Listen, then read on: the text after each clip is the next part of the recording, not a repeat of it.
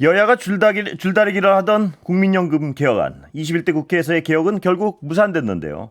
연금개혁 공론화 과정에 참여한 전문가와 자세한 이야기 나눠보겠습니다. 한림대 사회복지학과 석재은 교수 모셨습니다. 어서 오세요. 네, 안녕하세요. 예, 교수님은 그 연금특위 민간자문위원회 활동하셨죠?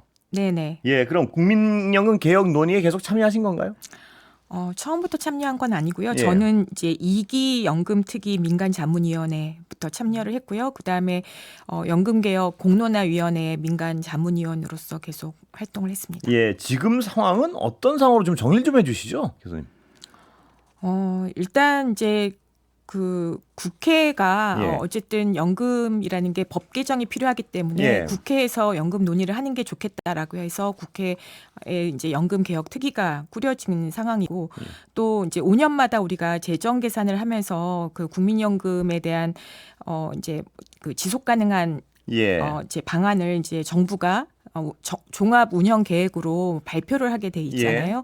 그래서 10월에 이제 정부가 발표를 했는데 여러 가지 안들에 대한 이제 가능성들 그리고 방향에 대한 이제 지속 가능성을 담보하는 방향이어야 된다라는 방향성은 강조를 했지만 구체적인 이제 수치를 보험료율이나 소득 대체율에 대한 예. 방향성 없이 그러니까 그 구체적인 수치가 빠진 채 일단은 이제 여러 가지 시나리오들을 제안을 했고 그 부대적인 개혁 안들을 이제 담아서 정부가 한 상태였고 그리고 나서 이제 국회 연금특위에서 예. 그 논의를 이어가도록 그렇게 됐고요. 그리고 국회에서는 그러면은 이제 공론화를 하자라는 것으로 이제 의견이 수렴이 됐고 그래서 공론화위원회에서 이제 민간의 그 이해관계자들을 예. 대표하는 의제 수기단이 이제 만들어져서 거기서 이제 민간 자문위원이 만들었던 가안을 가지고 의제 수기단이 아예 거기서 조금 더 스크리닝을 해서 본인들이 이제 안을 구성하는 예. 방향으로 가면서 원래 민간 자문위원은 이제 15% 보험료를 올리고 예. 그다음에 소득 대체율 40% 안하고 예. 그다음에 보험료율 13%에 그다음에 소득 대체율 50%안 그렇게 두 가지를 이제 민간 자문위원은 제안을 했었는데 예. 의제 수기단 논의 과정에서 12% 보험료율과 그다음에 40% 소득 대체율 그리고 13%의 보험료율 그다음에 50%의 소득 대체율 예. 이렇게 두 개 안으로 일단은 제안이 됐고 그거 외에 뭐 기초연금 등등 해서 7개 안이 논의가 됐는데 구조개혁 안들은 사실은 이제 의제수기단에서 논의하기가 어렵다라고 하고 주로 이제 모수개혁에 초점을 맞춘 안이 의제수기단에서 제안이 됐고 그 이후에 이제 시민 그 공론화 500인 예. 위원회가 구성이 돼서 일반 시민들이 논의를 통해 가지고 이제 뭐 민간 자문위원도 이제 발표와 발제 토론 이런 과정이 이제 KBS 공론화 예. 를 통해 가지고 이제 수기 과정을 거쳐서 시민 500인이 이제 말하자면 투표를 한 거예요. 모수 개혁 안 두 가지에 대해서 12, 40과 예. 그다음에 13, 13, 50에 예. 대해서 그런데 이제 시민 500인이 13, 50에 대해서 56% 지지를 예. 보였죠. 예. 그런 이제 과정이었고 그 이후에 이제 그게 국회 연금 개혁 예. 특위에 이제 보고가 됐고 국회 연금 특위에서 논의를 이어가면서 13, 50은 아무래도 지속 가능하지 않다라는 비판을 계속 받았던 안이었거든요. 그래서 오히려 이제 거꾸로 가는 아니다라는 비판을 받았기 때문에 이제 민주당에서도 이거를 이제 13, 45까지 예. 일단은 이제 낮출 수 있다라고 예. 해서 이제 한 안이고 예. 그다음에 이제 국민의힘에서는 여당에서는 일단은 13, 43까지 예. 가능하다 이렇게 이제 제안을 했었던 상황이죠. 그래서 결국 민주당이 이 13, 44만도 받을 수 있다 이렇게 나온 거 아닌가요? 43은 아니고요. 예. 이제 그런 과정에서 특유의 이제 뭐 유경준 그 의원께서 13, 44에 뭐 예. 구조개혁안에 여러 가지 조건들을 붙여가지고 13, 44까지 받을 수 예. 있다라고 이제 말씀하신 부분이 있어서 그 부분을 받아서 이제 13, 44까지 민주당이 받겠다라고 얘기를 했었던 거죠. 근데 1% 차이가 뭐 중요하냐 해서 43까지 내려온 건 아니었군요. 제가 43까지는 아니었어요. 44까지. 네. 그렇다면 정부와는 이 모수개혁 부분에서 뭔가요, 지금? 정부의 사정은 43까지 내려오면 받을 수 있다는 건가요? 정부 입장은? 정부는 지금 구체적으로 입장을 표명하고 있지는 않고요. 이제 국회 논의 사안이다라고 생각을 그렇게 하는 입장이고 일단은 관망하고 일단은 이제 13, 50은 지속 가능하지 않은 안이다. 그러니까 안 되는 건 있어도 하자는 건 없군요, 정부가. 근데 이제 그렇죠. 정부는 일단 공식적인 입장에서 13, 50은 지속 가능하지 않은 안이다라는 입장은 표명했지만 뭐 이렇게 13은 하자는 건 없군요, 그러니까. 예, 그렇죠. 구체적인 안을 표명하진 않았습니다. 그건 국회의 논의 과정이기 때문에 의견만 제출을 한 상황이죠.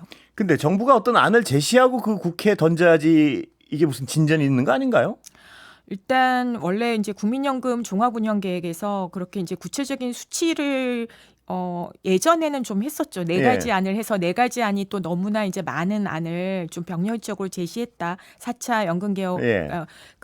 추진 과정에서도 그래서 이제 비판이 있었고 사실은 무의화됐는데 예. 요번에 같은 경우에는 국회가 결국은 이제 연금 그 개혁에 그걸 가지고 있으니 일단은 이제 정부는 직접적인 플레이어가 되지 않겠다라는 입장을 견지했었던 걸로 보입니다. 아, 그럼 이게 진전이 굉장히 어려울 것 같은데요, 그렇게 하면. 근데 이제 이런 건 있어요. 이제 예. 보험료율 이제 13%가 일단은 그 여야 간에 합의가 됐잖아요. 예. 그리고 사실은 그게 이제 지속 가능성을 그래도 지금 현행 40% 9% 안보다는 훨씬 더 이제 지속 가능성을 향상시키고 강화시킨 안이라고 볼 수가 있고요. 거기에 그 소득 대체율이 50%는 우리가 지속 가능하지 않기 때문에 예. 현행보다 오히려 이제 지속 가능성을 악화시키는 아니기 때문에 받지는 못하지만 예. 45% 이하, 그러니까 40에서 45%의 그 레인지 하에서는 사실은 어느 정도 이제 받을 수 있다라는 예. 게 사실 저는 개인적으로 그렇게 판단을 하고 있습니다. 왜냐하면은 이게 이제 우리가 수용 가능한 보험료율이나 이런 부분들을 감안했을 때 그리고 지금 13%의 보험료율 제시된 것들을 고려했을 때 소득 대체율 45%까지는 어쨌든 지금 40% 9% 안보다는 좀 더 지속 가능성을 강화시키는 안이다라고 보여지는 거죠. 그래서 그런데 이게 그렇다면 민주당에서는 보험료율 13%, 소득 대체율 44%를 제시하지 않아서 다시 이것까지는 양보할 수 있다고 얘기하지 않았습니까? 네네. 그럼 이 정도라면 이 모수 개혁의 어떤 그 합의 가능한 수준인 것 같은데 정부 여당에서 못 받는 이유가 뭔가요? 일단 이제 모수 개혁의 그 이제 보험료율과 소득 대체율의 수준에서는 사실은 그 논의 접점을 이루었다라고 볼 수 예. 있고요.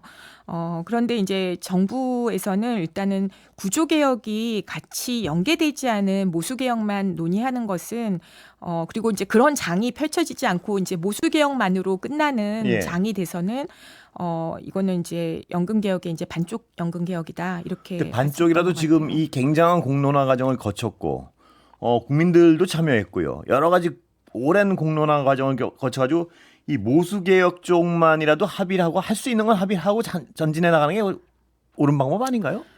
저는 사실은 개인적으로 예. 그렇게 생각을 합니다. 일단은 이제 왜냐하면 이제 모수 개혁하고 구조 개혁의 성격이 좀 많이 다르고 이제 우리가 워낙에 이제 모수 개혁에 지금 시급성이 있어서 예. 지속 가능성 때문에 우리가 지금 연금 개혁 논의를 시작한 것이고 그것의 핵심은 어쨌든 보험료율을 올리고 지속 가능성을 예. 확보하는 것이기 때문에 어쨌든 빠르게 보험료를 올리는 합의점이 도달한 만큼 이제 모수 개혁이라도 하고 그다음에 이제 구조 개혁 논의를 이어갔으면 좋겠다라고 생각을 했는데 아마 이제 여당에서는 그 구조 개혁이 그 이후에 이제 좀 열어지기가 같이 그 논의의 판이 이제 그 펼쳐지기가 좀 어려운 환경이 되지 않을까 이런 근데 생각을 저는 했던 것 같아요. 그게 잘 이해가 안 되는 게 모수 개혁이라도 의견이 접근한 데서 합의를 하고 나머지 구조 개혁 쪽에서도 민주당 쪽에서 안 하겠다는 얘기가 아니잖아요, 논의를. 그게 왜 반드시 이게 연계돼야지만 합의를 하겠다 한치도 안 물러나는지가 잘 이해가 안 가는데요. 네. 웃으시니까 그게 이해가 안 되세요. 저도 뭐 개인적인 예. 이제 개인 전문가 입장에서는 일단은 모수 개혁을 21대에서 마무리를 하고 22대에서 이제 구조 개혁 논의를 이어가는 것이 예. 좀 좋겠다라고 계속 의견을 이제 피력해 왔던 한 사람이긴 합니다. 그런데 일단 이제 그런 건 있습니다. 그러니까 국민연금을 이제 이 사실은 이제 기준이 돼서 모수개혁이 되고 나면 거기에 이제 맞춰서 사실은 이제 기초연금하고 이제 관계도 예. 조정하는 거, 퇴직연금의 관계 조정하고 하는 것이 이제 잇따라서 같이 논의가 돼야지 예. 이제 이게 다층 제 체계로서의 보장성이라는 거에 대해 좀 완결성이 지워지고 그다음에 이제 지속 가능성이라는 것은 보험료율로 예. 되는 부분이 있었는데 이제 이게 만약에 국민연금 하나만 가지고 얘기를 하면은 이제 보장성이라는 부분이 충분하지 않다라는 비판을 계속 이제 안고 가야 되는 측면들이 있어서 예. 아마 그런 부담이 있지 않았을까 싶습니다. 그런가요? 예. 그런데 이 모수 개혁의 청취자 여러분 질문인 것 같은데요. 수용 연령도 포함되어 있나요? 논의는 했었는데요.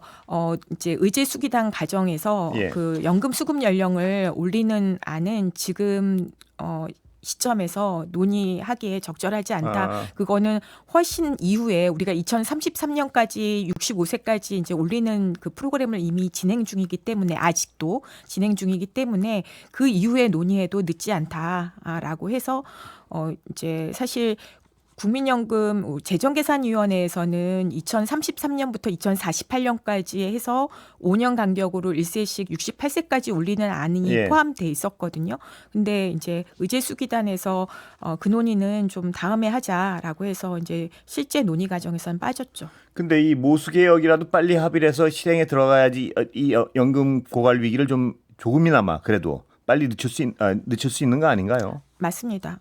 예. 맞습니다. 그거는 뭐 맞고 일단은 이제 선진국의 연금 개혁도 일단은 이제 고령화 때문에 시작이 됐고 고령화 때문에 일단은 연금의 급여와 부담을 이제 일치시키는 개혁을 한 예. 거거든요. 근데 우리가 지금 13%가 40%의 기준에서도 13%가 충분한 그 급여와 부담을 일치시키는 정도의 보험료율 인상은 아니에요. 예, 그래서 그렇겠죠. 충분한 예. 개혁은 아니지만 어쨌든 개혁의 첫 발로서 충분히 의미가 있다. 예. 그 이후에 또 우리가 한 번 더 개혁을 할 필요가 있겠다라는 이제 하여튼 그 국민들에게 비전을 제시를 하면서 일단 1단계 연금 개혁으로서는 충분히 의미가 있는 안이었습니다. 예. 그럼 구조 개혁에는 어떤 게 지금 논의되고 있는 건가요? 1차적으로 이제 다층 체계를 통해서 보장성을 확보한다라는 거가 있는데요. 일단 이제 기초연금하고 국민연금의 관계를 조정하는 거. 그다음에 이제 퇴직연금을 지금 현재는 퇴직연금을 실질적으로 연금화해가지고 받는 분들이 10%도 채 안 돼요. 예. 그러니까 퇴직연금을 좀 연금화해가지고 실질적으로 노후 보장이 좀의 기능을 할 수 있도록 하는 이제 개혁 방안들이 논의가 될 필요가 있겠다라는 겁니다. 청년 세대에서 뭐 이 불신이 대단한 것 같습니다. 나 차라리 안 내고 안 받을래 뭐 이렇게 얘기하는 청년들 적지 않습니다. 어떻습니까? 그런 부분은. 네, 근데 이제 청년들이 이제 직관적으로 지금 현재 인구 구조나 이런 것들을 봤을 때 연금 지속 가능하지 않네. 예. 그리고 내가 낼 보험료가 정말 이제 감당 가능하지. 내가 낸 것 그 받는 것보다 내는 게 더 많게 요구될 수 예. 있겠다. 이런 것들이 이제 직관적으로 읽히니까 사실은 청년들이 불신을 갖는 건데 지금 현재 그 정부가 제시한 재정계산위원회의 시나리오 중에서도 청년들이 안심하고 지속 가능성에 대해서 안심할 수 있는 안들이 거기에 포함되어 있거든요. 예. 병렬적으로 되어 있지만. 그러니까 말하자면 지금 우리가 연금 개혁을 제대로 한다라고 하면 그래도 청년들도 그 감내 가능한 적어도 본인이 그 낸 것보다 더 많이 받아갈 네. 수 있는 안이 여전히 유효한 그런 식의 연금 개혁이 가능하거든요. 그러니까 청년들이 15%를 예를 들면 낸다고 하면은 40%를 받는다고 하더라도 낸 것보다 받는 게 많은 거예요. 그렇죠. 예. 예, 그렇기 때문에 청년들이 그렇게 불신 가지고 이제 연금을 바라볼 건 아닌데 사실은 우리가 지금 이렇게 여러 가지 지난한 논의를 예. 하면서 연금에 대한 오해가 오히려 더 쌓이고 불신이 쌓이는 것 같아서 조금 안타깝습니다. 그런데 어쨌든 저희가 이 골든 타임을 좀 놓치면 안 되거든요. 그래서요. 그 예. 골든 타임 때문에 제가 아까부터 계속 여쭤본 게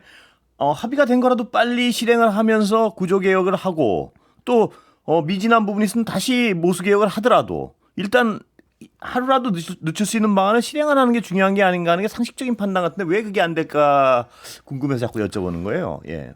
저도 요번에 이제 모수 개혁을 마무리하지 못한 거는 정말 안타깝게 생각하는데 그런데 이제 뭐 22대가 바로 이제 국회가 열리고 첫 그 뭐 국회 과제로 연금 이 개혁 특위 논의를 이어간다라고 하니까 저는 지금 이미 이제 어느 정도 합의된 13% 44%의 소득 대체율 그 안을 기준으로 해가지고 논의가 돼서 빨리 이제 모수 개혁은 일단은 좀 합의를 하고 그 열린 판에서 구조 개혁 논의를 차근차근 이어나가는 것이 필요하다라고 생각이 돼요. 예.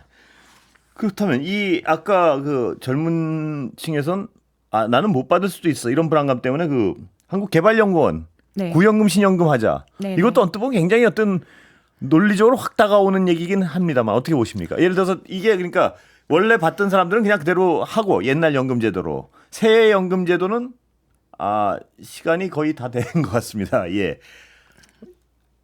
시간 다 됐습니까? 예, 오늘 여기까지 들어야 될 것 같습니다. 예, 감사합니다. 네, 고맙습니다. 네. 감사합니다. 네.